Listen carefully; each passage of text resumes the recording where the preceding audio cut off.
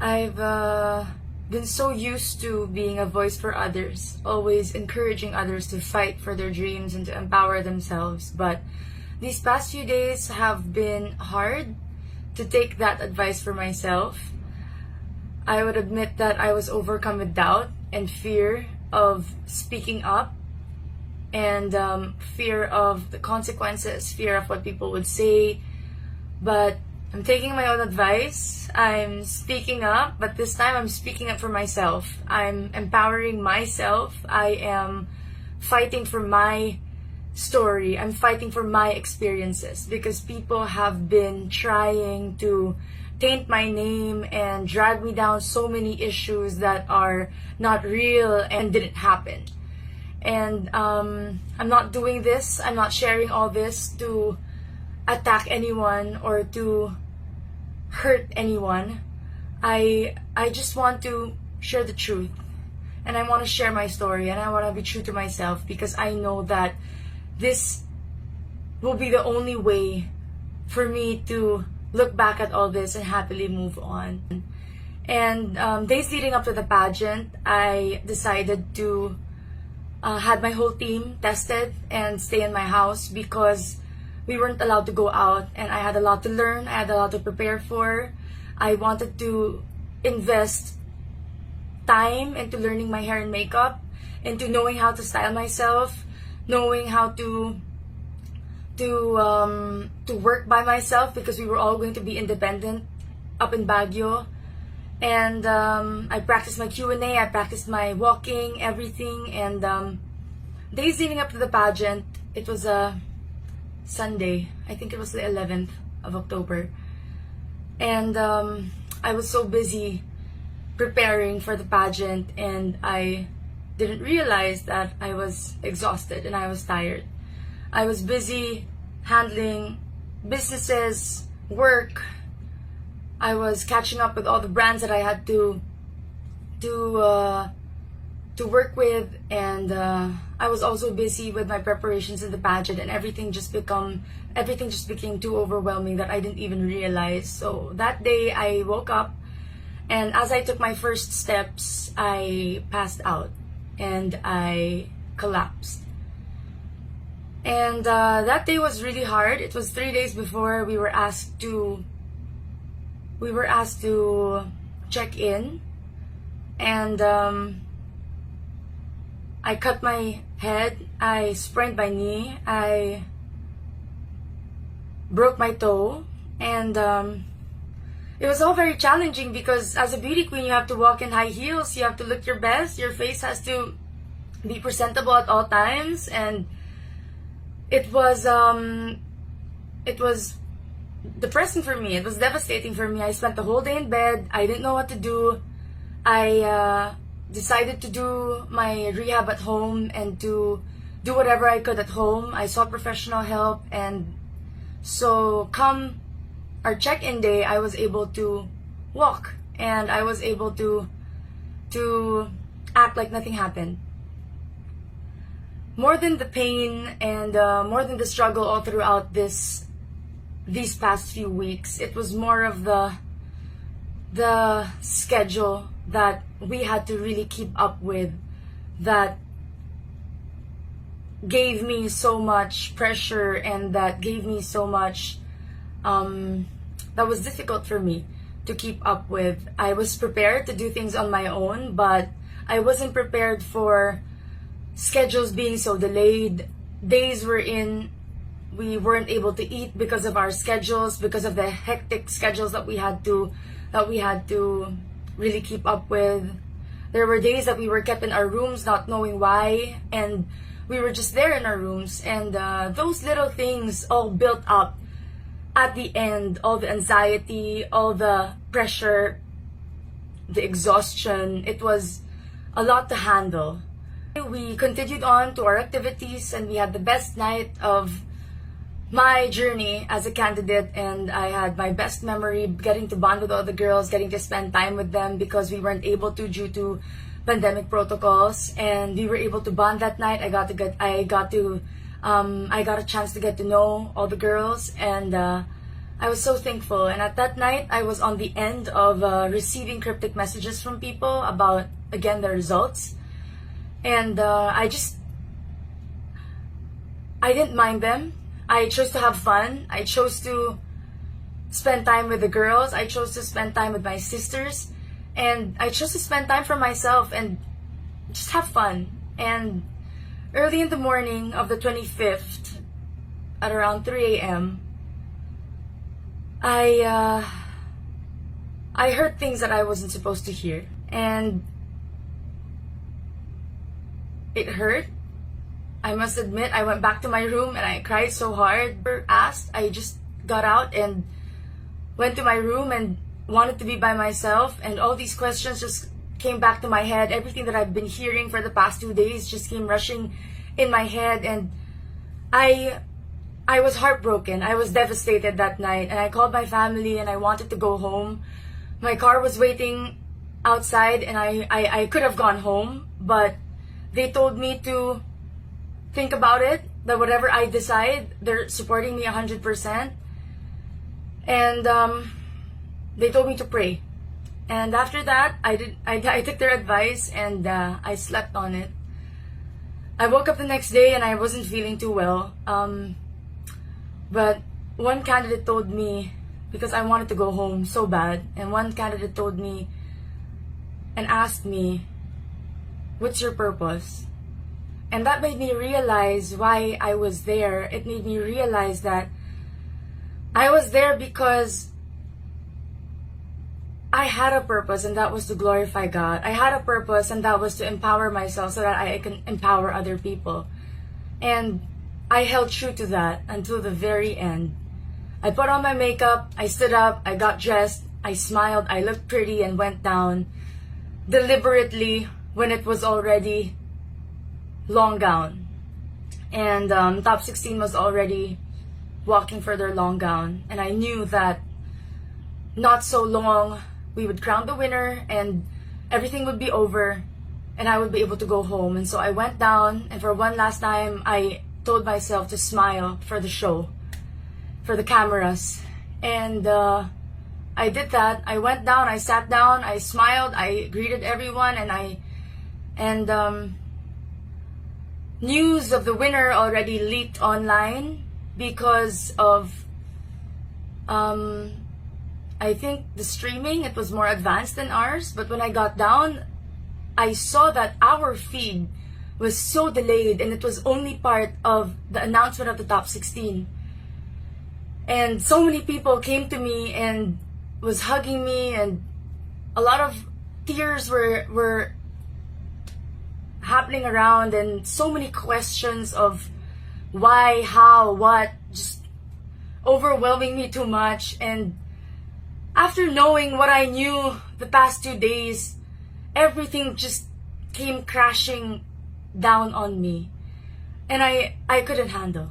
I admit I wasn't strong enough to handle that at that moment. And I knew I was going to break down. I knew I was going to cry, and I didn't want to do that in front of the cameras.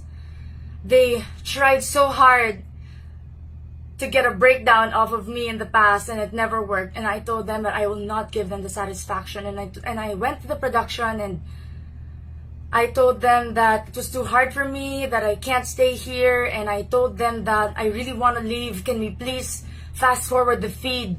Because they already announced online who the winner was. And they said they can't because we have to finish the feed and we're filming. And I said, I can't do this. And I said, can we please just finish? And they told me they had to take the picture. And I said, can we just do it now? And they said they couldn't. And I said, I'm sorry that I had to leave. And I left. And at that moment, I just realized that for 9 months, I kept putting this journey first. I kept putting this organization first. And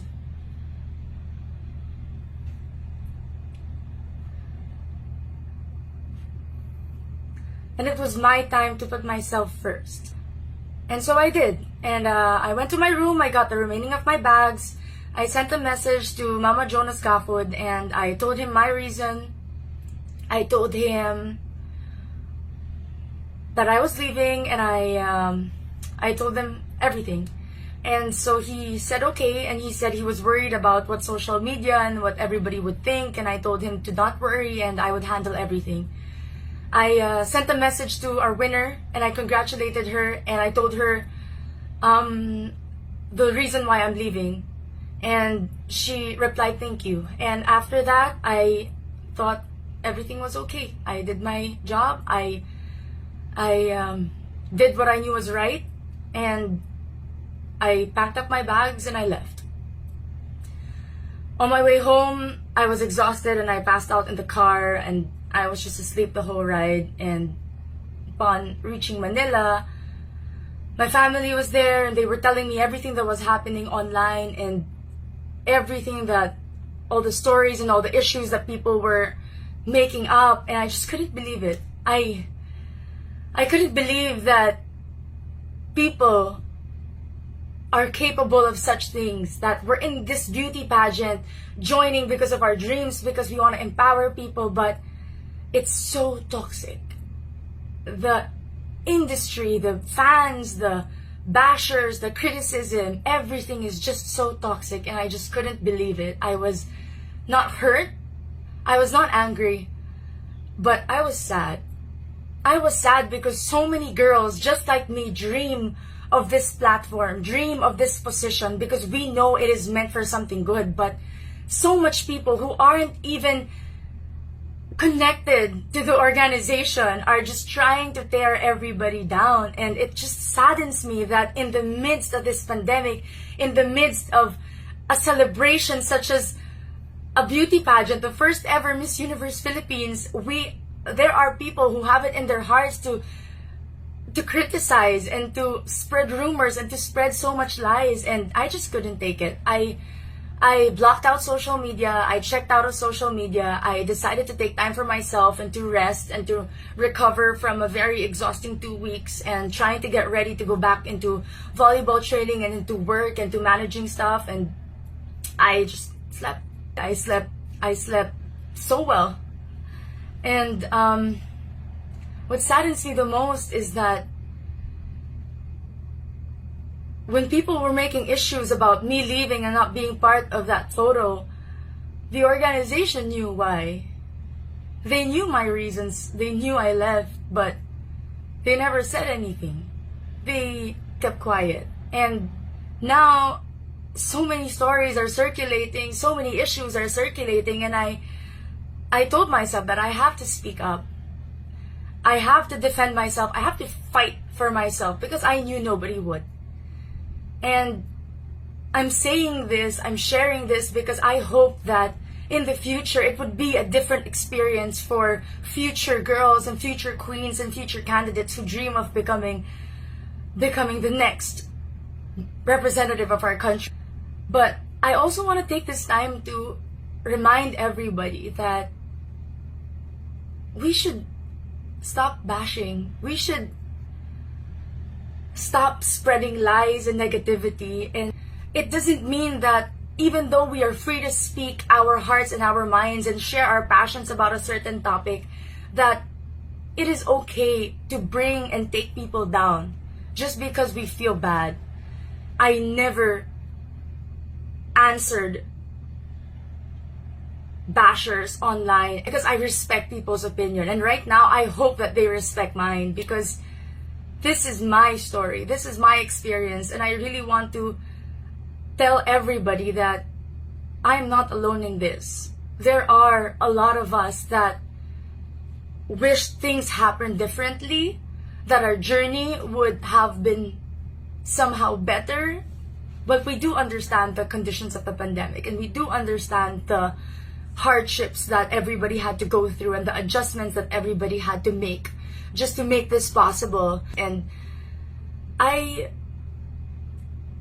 just hope that people allowed me to accept my fate and my destiny in my own terms. And I just hope that there were things that I shouldn't have heard. I hope that I never heard them, because accepting failure is one thing, but for it to be mixed up with so much doubt and so much uncertainty towards myself as a human being, as a woman, that was something that I needed time to process and I needed time to accept. I know I'm strong. I know I'm confident. I know I am empowered. But at that moment, I doubted everything. I doubted who I was. And I wasn't used to that. It was a very foreign feeling for me. And so I panicked and I did what I had to do. And I do not regret any decision that I ever made in this pageant. I do not regret joining. I do not regret being part of it. I do not regret leaving. And with everything circulating now, it brings me back to 2 years ago when I answered on the national stage a question about fake news. And I want to take this time to remind everybody of that answer, because I know that it was timely and there was a reason it went to me. And I said back then that fake news is very rampant nowadays, but in order to fight it, we must first know what we are reporting and know that what we are reading, and at the same time be responsible, be accountable of what we say online. I hope that media always filters and uses their resources to deliver true and authentic news. And I want to remind everyone that when I said the word media, I did not just pertain to radio, to TV, to news. I was talking about me, I was talking about you, I was talking about everyone. Because everybody with a social media platform is a part of media. Because you share your personal opinions online and your stories online and your experiences online, and it becomes news. So we are all accountable for what is happening right now in the pageant industry, and we are all accountable and we are all responsible of all the lies and all the issues that have been circulating now, that have been affecting not only me but a lot more people. And I just want to take a stand on this, because the reason why we join beauty pageants is to be empowered and to stand up for people. And if we keep silencing women to speak up about certain things that are hurting them and are bothering them, then why are we here? What is this all for? If we keep telling people to keep quiet and to just accept their fate and to be humble, there is a difference between being humble and being silent. There is a difference between having dignity and knowing what you deserve as a person. Knowing that you have the confidence to fight for something. There is a big difference. You have to be brave. You have to have courage and to speak up in the midst of all this. I had to muster up every ounce of courage in my soul to be able to film this and to be able to come out with this, because it is not only affecting me, it is not only affecting the current batch, it will affect the future of pageantry. And I just want to say that as a queen, as a real queen, it's not just crowns that we should be fixing. We should be fixing society, because we can. We should be fixing systems because we can. We should be fixing social issues because we can. We should be fixing the future because we can. And that's why we are here. And that's why I am choosing to take a stand. And that's why I am choosing to use my voice, is because I know I can. And I was meant for something more. And I know that I was meant for this.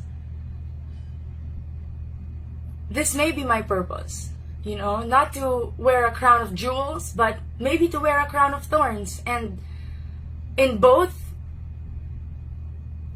I'd praise God. In both, I'd be happy. In both, I will use and empower others through this. People have been asking me how I've been dealing with social media and everything that's happening around me. And I know that some of you who are listening to this, you also have experienced criticism and bullying and so many negative things online, and hopefully this can help you. Ever since I started having a life in the public eye, I've always played, I've always performed, I've always lived for one thing, for one person, and that is God. And I learned to never seek approval. I learned to never seek the praises or the validation of people. And that is the reason why I also don't die by their criticism. I live my life for my purpose. I live my life for one reason. And even as a social media influencer having a life online, I do not let it dictate who I am. I do not let it validate who I am. And that is why it saddens me that every single thing now needs a validation, a receipt on social media. If people don't see it, it's not true. If people don't like it, it doesn't mean anything. If people don't comment on it, it's not validated. And it has to stop. It has to stop, not only for ourselves but for the people around us. We can't connect, we can't associate our worth as human beings, as women, with who we are online. And it's sad that all of this is happening. I hope that I could accept, enjoy, and go through this journey as smoothly as possible, but I guess that wasn't the case for me, because I'm here now and I have to speak up about this, and I have to get this out of my chest, because I know that this is the only time that I can really be able to move on. And I'm not doing this to change people's opinion of me. I'm not doing this to convince anyone. I'm doing this to say my truth. I'm doing this to say my experience and to share my story, because I know that somebody out there watching stands with me on this. And I'm not alone standing in this, because all the people behind me, all the women behind me, we are standing for something greater. We are standing for something much more than our pageant experiences. And I hope that by sharing this, people just learn how to appreciate beauty pageants for what it is, to not be so quick to judge a person, organization, a candidate, because you don't know what we go through. You do not know what happens behind the scenes of every picture, every video, every production number that you see on TV. Nobody knows the hours that were put into it, the effort that was put into it. And so all our feelings are valid. And you cannot tell us to just keep quiet about this, because why are we here? Why are we advocates? Why are we women who dream of changing our cities, our countries, and the universe if we can't even speak up about certain issues such as this? If we cannot speak up about online bullying and cyberbullying and people spreading lies and fake news just spreading all around. And I know there will be a lot of negativity after this, and I just want to say that this will be my final word. I will not be entertaining questions. I will not be entertaining interviews after this. And once I put this out there, I hope that as much as I respected everybody's opinion of me, the good, the bad, I've embraced all of it. I'm asking all of you to respect mine and to respect my own opinion right now. And after this, we're all gonna move on. We're all gonna be happy. We're all gonna support the person, the organization that we need to support as one country, as one Philippines. And I hope that we may all learn from this and grow from this and just put an end to all of the negativity that everybody has been spreading online.